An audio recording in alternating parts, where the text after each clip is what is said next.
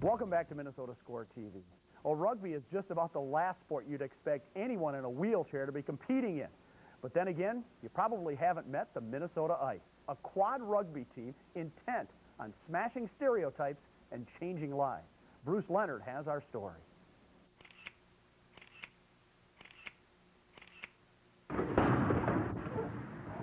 Yeah, baby. Conventional thinking says this is not how people in wheelchairs are supposed to act. Hit that, hit that.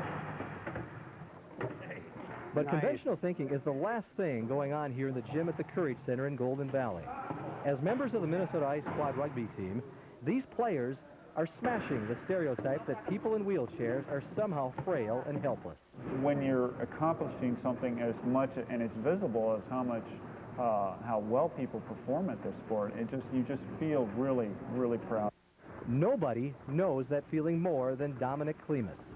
Eddie, I A got him. quadriplegic since a diving accident Come on, when he Al, was keep 16, coming. Klemus has been playing quad rugby for more than a quarter century and was once a national caliber type player. In 1982 at Southwest Minnesota State in Marshall, he competed in the first sanctioned quad rugby game played in the U.S. Now 42, he's still competing and has the battle scars to prove it. Broken fingers, broken toes, broken ribs, concussion, you know, those would be the worst. Through it all, he's seen the sport evolve.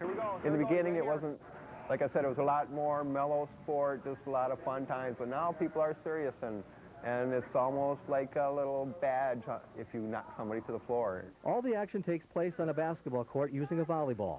4 players with varying degrees of mobility make up each team. 2 on offense, 2 on defense. The goal in quad rugby is to advance the ball until a player with possession crosses the court's end line with 2 of the chair's wheels. Now, it sounds easy enough, but with all the defensive stops and bumper car action going on out here, it's a lot tougher than it looks, unless you possess one very key ingredient. If you're really fast, it's a lot easier, but that would be the way it is in any sport. You know, if you excel in speed and talent, you're going to be a step above and in front of everybody else. The back and forth, up and down, frenetic style of play is what drew Jeremy Brown to the game. A high school football player before a car accident would alter his life forever. He's one of the Ice's newest players. The physical contact is what he craves. Reminds me of football, when I used to play football. I mean, you get to hit someone again. Playing a rough and sometimes tumble sport has made life better for these athletes, helping them fill a void, reclaiming a small part of what fate has taken away. Quad rugby has brought me out of sitting behind closed shutters, just sitting in my bedroom. That was the first thing. Then it gave me a sense of that I can do something, I can go out there, and it's made me push to do even more. I'm working out all the time, I'm staying in shape. I mean, and it's given me a positive attitude. Al, turn right, turn right, turn right. Out of the way.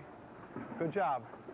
Well, Bruce joins us now, and Bruce, I guess as I watch this story, what I get out of it is that these guys really feel like life is not over for them. They've kind of taken the next step. Yeah, that really is the key thing. I mean, it's been a process for all these guys. They all went through a period of depression, understandably, so feeling sorry for themselves. And then they'd come out and watch a practice of these other guys in wheelchairs playing quad rugby and having the time of their lives. Kind of like what Jeremy Brown had said in the piece, that before he came and watched these guys playing quad rugby, he was just sitting in his chair, and now he's living life in his chair. That's a world of difference. Thanks, Bruce. Great story.